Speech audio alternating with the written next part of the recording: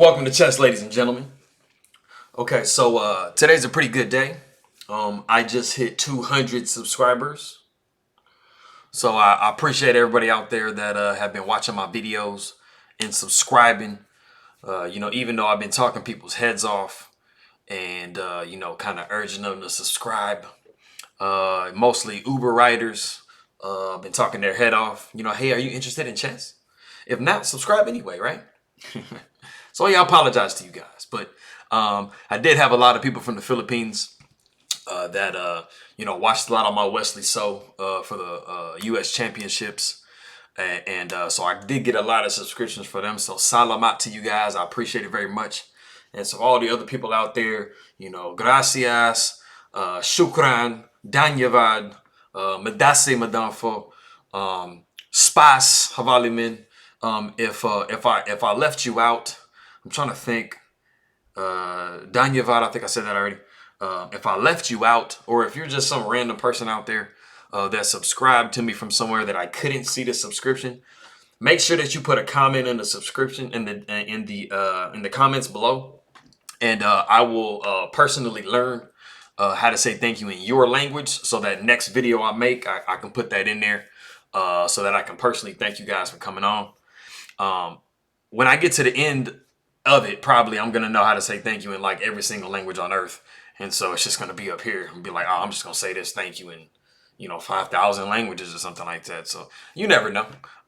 But what I have for you guys here right now is a real throwback game, and it is from the 2000 World Champion match between Garry Kasparov, who's right here, and Vladimir Kramnik, as you see in the picture. This one over here, bam. And as you guys see on the screen, it is the World Championship match that Garry Kasparov actually lost his title ultimately. He still remained the best player in the world for four more years. So pretty much from 1984 to 2004, he was the #1 ranked player in the world. So he didn't lose that, but he did lose his title. And so I just thought I'd pick I'd pick a game. Sometimes I talk about when I'm doing my analysis on games, I talk about the Berlin defense, and Kramnik is the one that really kind of brought that about. It was really hard for Kasparov to crack. Actually in that World Championship match, Kramnik actually won 2 games and Garry Kasparov won no games. So it was one of the first times, I believe, since Emmanuel Lasker, when he lost to, I want to say Jose Raul Capablanca in 1921. I think that was the first time that a world champion didn't win any games in a world championship match. So if you guys are ready, I'm ready. It's a really up and down game. It's a pretty complicated game. So I'm hoping I remember all the analysis that I did. I've done a lot of variations in different lines and stuff like that. So if you guys are ready, I'm ready. Let's go ahead and take a look and see what we have. All right, so we have E4 starting off, best by test. Got E5, knight to F3, knight to C6. Some of the oldest moves in the game of chess. Bishop B5, the Ruy Lopez, one of the oldest known openings in the game. A6, another common way. All right, bishop to A4. So now we have the Ruy Lopez Morphy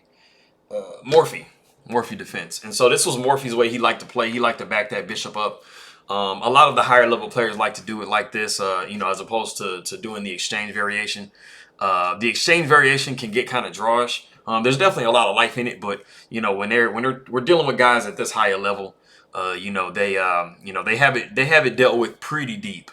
And so this is just kind of a way to, keep a lot more tactics and possibilities and things on the board. So, all right, so we have knight to F6 and we have castles. Okay, so in this position, some of you guys might be kind of wondering, let me just put this move in first. So we have B5 in this position, right? So if we just back up a touch here, some of you guys might be looking and being like, man, that pawn looks kind of juicy on E4, right? Like, it's like, can't you just take it? Because like I have my pawn, blocking here and stuff like that, right? So let's go ahead and take a look and see what a variation just might look like. And this is about the best play for black in defending, them actually taking this pawn. So of course you have knight takes e4. You're going to have d4. And so what d4 is trying to do is d4 is trying to deflect this pawn away from the center so that you can put a true pin, an absolute pin on this knight. And so, you know, one of the most logical things for you to do is to try to back this bishop up. Because you don't want to take, you know, you don't want to give the white the ability to take this defender of these two squares away. So, gonna try to back it up. So we'll have bishop to b3. We'll have something like d5, and then you know, even though black did grab a pawn in the middle, you know, we have you have white getting their pawn back in this position here, and then now you have a lot of pressure on this d pawn. And so if you do something, you know, protect with bishop here. You know, we'll develop another move for white, you know, knight b to d2. We'll have something like bishop to c5, queen to e1. You know, the most logical thing for you to do in this position is going to be to take the knight on d2. So we'll have bishop to d2. Let's just say you go ahead and castle in this position. You'll have rook to e1. So if you guys will look and see, you know, each side has equal pawns. You know, you have a lot of pressure here in the center. You know, you have this, you know, you have this rook come in. I mean, you definitely have some ability to, you know, push a pawn or maybe move bishop over, stuff like that. And so, you know, anytime you have the rook opposing the queen, you know, like I said before, as far as like, you know, the queen or the rook, you know, being opposed to the queen or the king or the queen, you're going to have a lot of tactics and stuff that could be involved. So it doesn't quite win you a pawn. And like I said, this is the best way for black to actually play this position. So there's so many different things you can do after grabbing that pawn that can really just horribly mess your position up and even lose you a piece and stuff like that. So if we go back here, like I said, we had b5 on the board. And so back bishop up to b3. All right, so we have bishop to c5, a4, bishop to b7, just getting developed. d3, just adding a little bit extra protection into this e4 square here, making sure there aren't any little tactics involved in grabbing that pawn there. You know, maybe something once this knight moves or something like that. Oops, not down, but here and here. All right, so we have castles, knight to c3. You can also see c3 in these positions too. All right, so we have knight to a5, pawn takes b5, knight takes b3, and pawn takes b3. All right, so we just got a series of exchanges going on here. All right, so pawn takes b5, rook takes a8, bishop takes a8. We have knight takes e5. So it looks like in this particular position, it looks like it wins a pawn. You know, black has a lot of dynamic play in this particular position, and it's going to come right now with d5. And so you guys remember me talking about on my previous videos, you know, how whenever you establish a good pawn center, either as white or black, you know, the goal of the opposing player is to try to chip away at that center. And so that's exactly what d5 is doing here. d5 is trying to, you know, weaken this center and attack it, you know, hyper modernly with this bishop, and the same thing with this knight.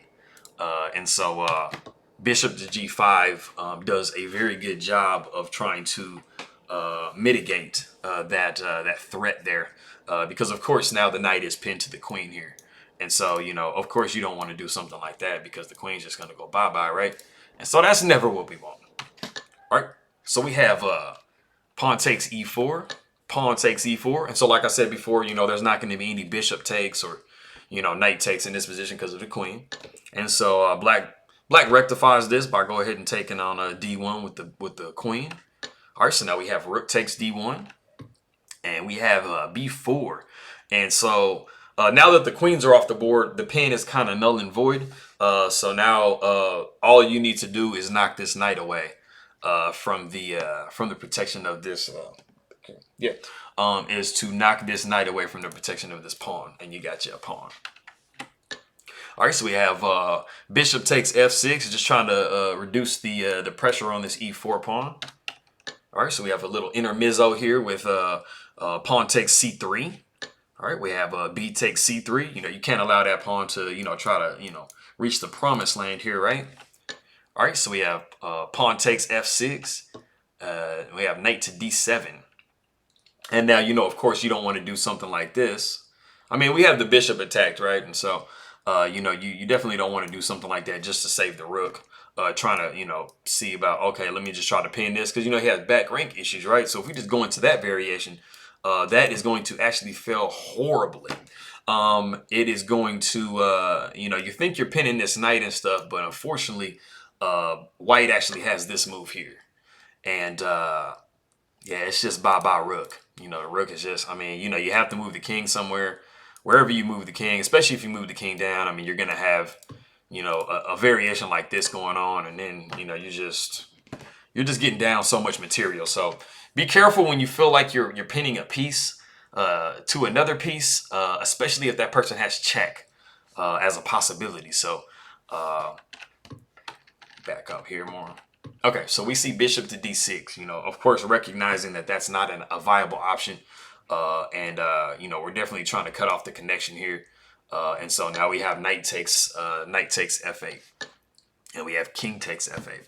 Now, another alternate little variation here, you definitely don't want to take with this bishop here.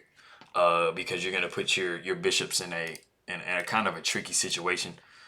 Because you're going to have this move rook to d7. And so, you know, this pawn is looking kind of delectable, right? There's not really a good way to defend it. I mean, of course, if you do something like this, you're just going to see rook to d8 check. And no matter what you do, this bishop is going to drop. And so you're going to have some issues, you know, if you take with the bishop. So of course, you know, we see king takes f8. All right, so we got f3. Just trying to solidify this pawn structure here. You know, of course, we don't want to just lose a pawn, right? All right, so we have h4. You know, this is definitely something that you want to try to, you know, continue to push. And then, you know, if you see like a h3 or something like that, you know, you're going to be able to do the pawn freeze like I talked about on my other videos. A little bit later in the video, specifically, I'm going to put the pawn freeze concept up there. So for anybody that's not familiar with it, you know, we'll be able to kind of take a look at that and stuff and, you know, get familiar with that concept and stuff like that. All right, so we have h4, just trying to prevent all of that I just talked about a second ago. All right, so we have king to e7. All right, we have king to f2, bishop to b7. All right, so we have c4, bishop to e5, rook to d2. All right, so we have bishop to c8. Now, bishop to c8 is basically, I mean, you're wanting to push, you're wanting to push g4. Let me get this right. All right, you're trying to push g4. And so bishop to c8 is going to be preventing this move from happening. Because, of course, the king can't go here because this bishop is controlling this diagonal. So, you know, even though the bishop is not the same quality as a rook, you are up an entire piece here. You're definitely down some pawns, so white does have compensation for being down the entire piece. Generally, when you sacrifice the piece, you do want to be up about 3 pawns. So then that way you can kind of justify, you know, being down the material. So white has, you know, white is, you know, with being up the exchange and then having those extra 2 pawns, they do have quite a bit of compensation for being down an entire piece. So if you're just looking at it based on the pieces, you know, white is actually not doing very well. But if you're looking at it based on all those different factors that I mentioned and stuff like that, you can see that white definitely has some good chances and stuff like that, you know, especially if you can get rid of either a bishop or this pawn over here and then create, you know, some passed pawns and stuff, you know. Of course, these 2 pawns here, bam. All right, so we have rook to d5. All right, bishop to e6, rook to a5. We have c5. Now, like I said before, guys, I'm going to be putting in the upper right-hand corner here this concept here. For a lot of you guys that see my videos and stuff, you should be familiar with this concept. And it is basically when one pawn has the ability to stop 2 or 3. And so, you know, of course, if you had a pawn on this square, you know, it would be that true 3. But, you know, basically this move here is just trying to, you know, you know, stop this pawn and then also really make it hard for this pawn to try to push forward, you know. I forgot to actually mention the novelty of the game was this. Let me see, get back here to it. It was actually king to f2. There have been in this position here, there have been two games played. I can't remember the other move. I think it was rook to d2. the move that they played here is going to be king to f2, and that is the novelty of the game. So this is a brand new position here. It makes a lot of sense as far as end games are concerned because, you know, of course, you're trying to centralize your king and stuff like that. But that is the first time that has actually been played. So getting back to c5 here. All right, so what I want you guys to do right now is I want you, if you want to, go ahead and stop the video real quick and kind of see as white, you know, what are you thinking? Like, what do you feel like is good in this position here? You know, we have, like I said, we have this pawn freeze going on over here. We got the rook over here kind of attacking this over here. We got the bishops. Like, what kind of what kind of stands out to you? Like, what looks like a legitimate move? I'll give you guys a couple of seconds and, you know, have you catch up with us in a second.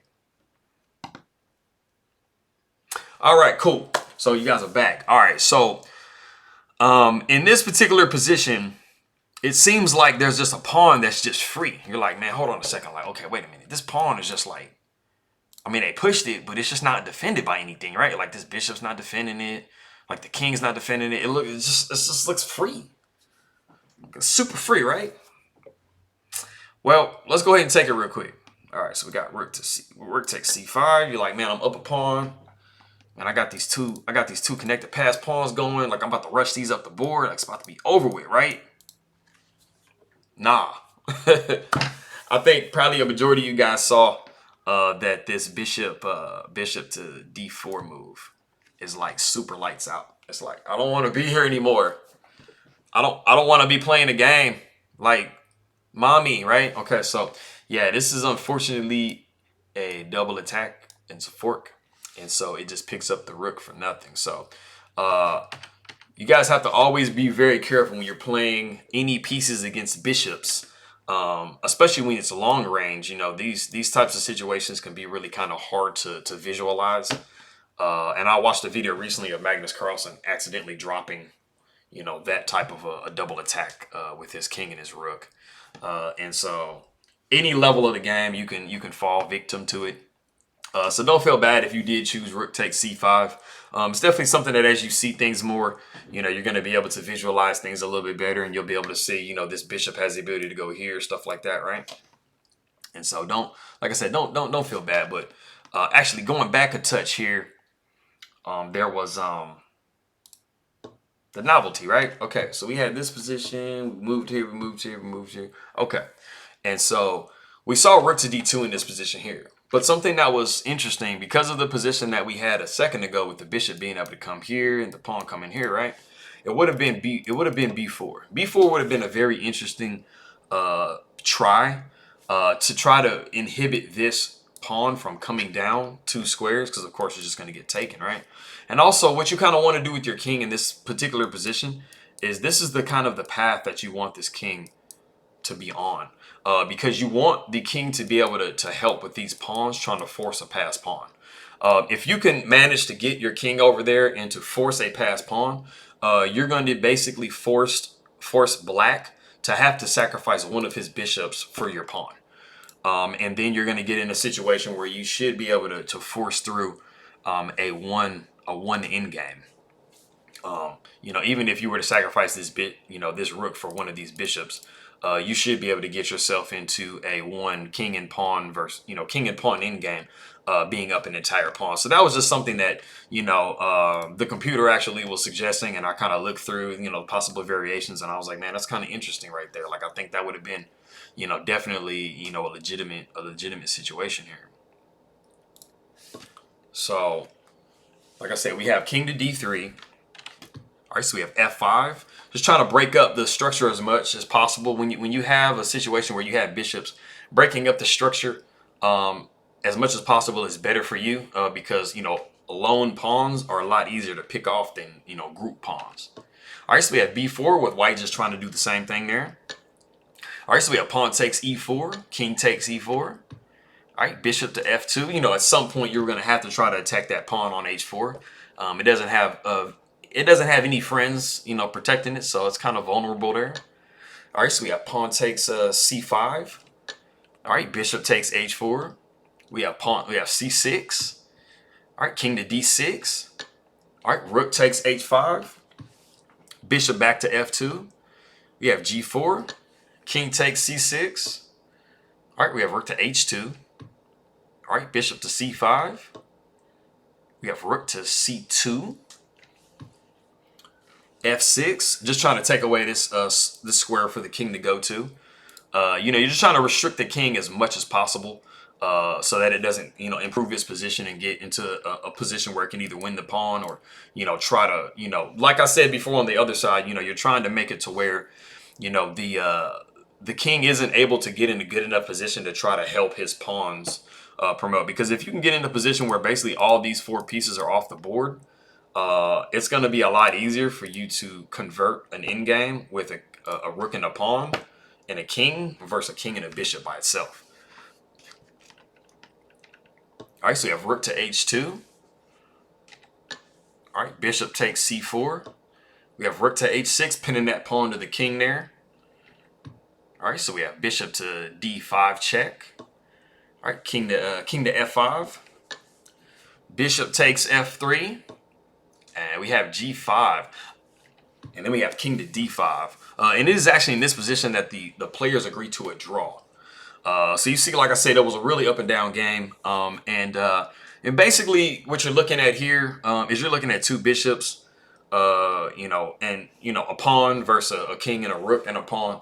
And, you know, the reason why they're agreeing to a draw, you know, if you guys out there are kind of curious as to why, you know, you basically have a situation where, you know, we'll play through a couple of moves in a second, but, you know, you basically have a situation where either one of these bishops is going to sacrifice itself for that remaining pawn. And so, for example, if we just have a situation like, let's say we have, you know, pawn takes f6, we're going to go ahead and attack that with, you know, bishop to d4. You know, you do something like, you know, we're going to go ahead and attack this bishop here. This bishop would do something probably like, you know, back up. And then, you know, something like this here. Oh, let's not do that. Not that. King up first. Right.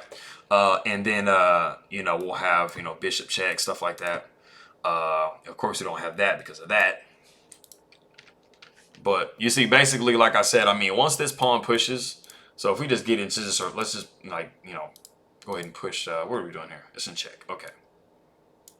Let's take the check away. Okay. So let's say we have bishop here to get to this position. You know, the bishop is, the pawn is going to be able to try to, you know, push itself at some point.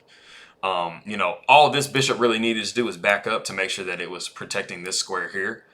Because that's, of course, that's the queening square. So, you know, even if this bishop would have been able to, you know, maybe get in a situation like this or something where it can, you know, block this pawn. It doesn't really too much matter because either bishop can give itself up for this pawn on either one of these 3 squares at any point, and then it's just pretty much going to be a draw. So, you know, if we, let's say we just make a random move, it is, okay. So let's say we make a random move for black, you know, just to maintain, actually back here, just to maintain that we have the control over this square here. You know, at some point, white's going to have to push this pawn and promote. And so let's just, you know, oh, hold on. Okay, the earlier it was a lot better for me to be doing this. I mean, it's let me see. Okay. And so we have this again. Bam. Okay. Now, okay. So now we have the position here. So you're going to get your king into a position to where basically when the bishop, you know, has to sacrifice itself or either the rook, you know, you're going to be able to take back. And, you know, you have this position here where you have a rook and a king versus a rook and a bishop.